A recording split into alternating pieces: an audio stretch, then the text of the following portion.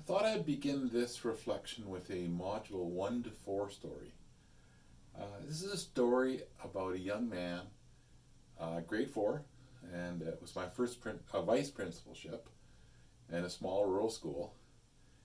And the young man had been having a lot of challenges in the school. He would bolt, run, climb trees. I found him on top of a baseball backstop once, very top, sitting there calmly. And so him and I managed to have a lot of conversations in my office. And he loved hunting and fishing, so if we were talking about hunting and fishing, everything was good. And as long as I didn't push his thinking too far, he was just a wonderful young man to talk to. His teachers felt that he was very capable and had certainly everything he needed to be successful in school. They felt that he was manipulative and that he just was defiant. So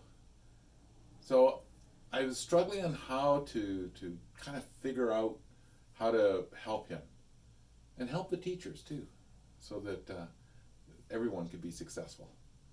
And I managed to get a psych ed and read what the psych ed had said about this young man. And it was really interesting because the teachers also had access to this psych ed.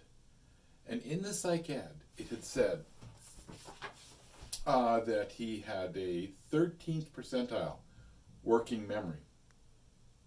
His processing speed was 16th percentile. Here's a really curious piece. The sequential processing was 3rd percentile. And here is the thing that was likely the reason he created the biggest challenge in the school. His language ability was 99th percentile.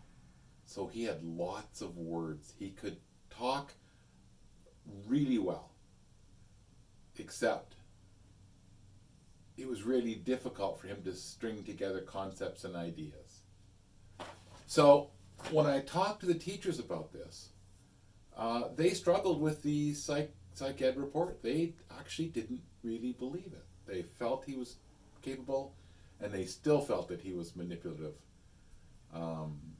So it reminded me very much of my niece, who's spina bifida and in a wheelchair. No one would ask her to get up and walk across the floor because it was clearly she couldn't do it. Her disability was visible. For this young man, his disability was not visible. And when he was in a classroom, asked to remember things, asked to think critically, it would cause all kinds of stress in him. I think about the Thayer matrix. High tension, high stress, that first quadrant, and then he would just bolt and run.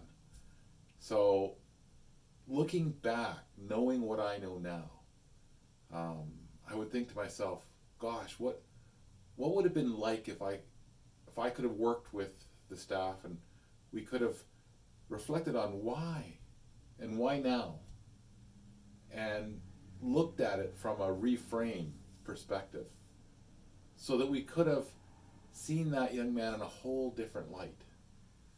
He was incredibly helpful. When he was out of class, when he was calm, he wanted to wash the floors of the hallway. I could give him a mop and a pail, and he would be out there mopping and paling, and he would be happy as can be. And he was just doing something he felt he could contribute and was successful at. So I look at that experience and I think to myself, how many learners in our schools have that struggle, that high stress, and when we ask them to do things, they just go into that fight, flight, or freeze brain, and the energy that uses, and then we want them to learn. So that the first 4 modules for me were all about reflecting on that young man, his experience in school, and if I knew then what I know now,